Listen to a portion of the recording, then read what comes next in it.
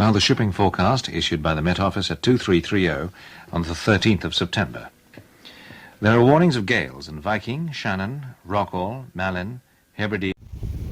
Hello everybody. One of the things which, among other things, makes us feel British, for some of us, it's the shipping forecast, which goes out on the radio 4 times a day, giving the forecast for the waters around the British Isles. It uses a language all its own, a shorthand to enable those who are out sailing, either as fishermen or as amateur sailors or in larger boats, gives them an idea of what the weather's going to be like. They don't, of course, these days really need it because there are so many more technological ways of getting the information about bad weather on its way.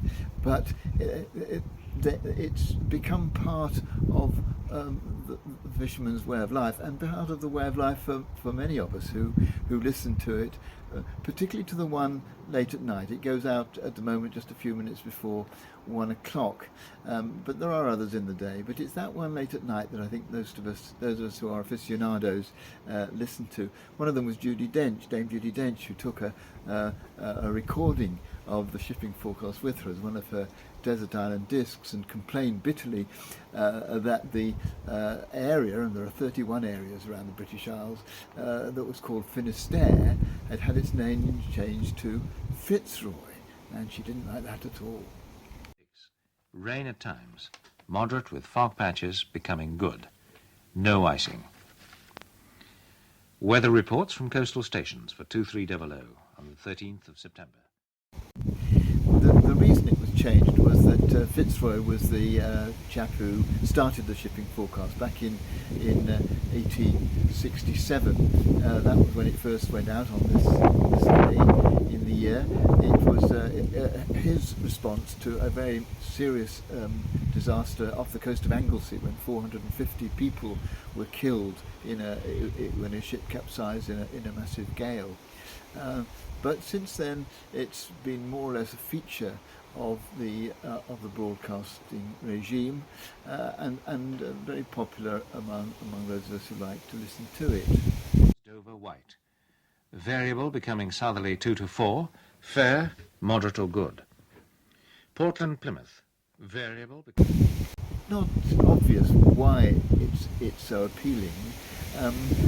For me, I think it's partly a sense of being held, because these 31 areas, each of them is described by name, mentioned by name, and in a particular forecast given in this shorthand language for that particular area. But they go clockwise around the British Isles, and then they do it again for the inland waters.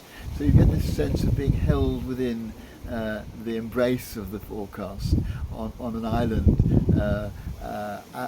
and sometimes if the forecast is rather bad, it even has the effect of making you feel almost sorry for those who are out on the waters in that weather. Rather glad that you're not, and that you're tucked up comfortably in your nice warm bed. South, veering southwesterly 5 to 7, occasionally gale 8 for a time. Rain at times, moderate with fog patches. Bailey, southwesterly 5 to 7. And for many people, it's just a way of helping you get to sleep. It is very soporific, this repetitiveness, the use of a language which doesn't make sense unless you think about it very carefully, but which has a kind of rhythm to it, kind of poetry about it, has a nostalgia about it, almost a sense of mystery, and it for some reason or another, it's very good at sending you to sleep. And so today I just want to celebrate sleep, and those of us who are fortunate enough to sleep well, just to celebrate the refreshing nature of sleep, and how good it feels to have had a good night's sleep.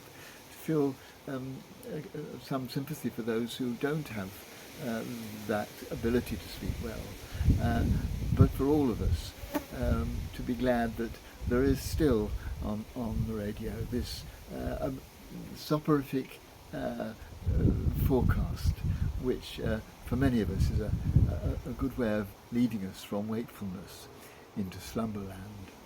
13 miles, 1020, falling slowly. And that's the end of the shipping and coastal forecast. It's 23 minutes past midnight, and we've come to the end, too, of our day here on Radio 4. We're now closing down, and we'll be back on the air at 6 o'clock a little later on today. Until then, Eugene Fraser, wishing you good night. Good night.